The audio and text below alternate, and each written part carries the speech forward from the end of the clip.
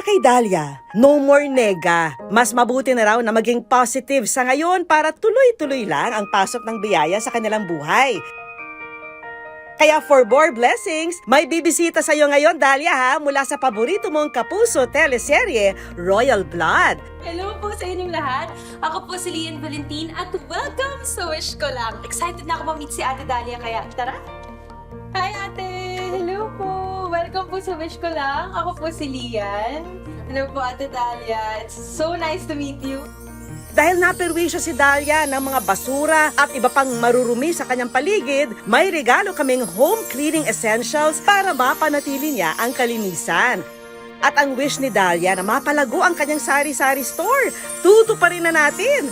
Tanggapin mo ang grocery items, mga sako ng bigas, at frozen meat goods na pwedeng-pwede mong itinda.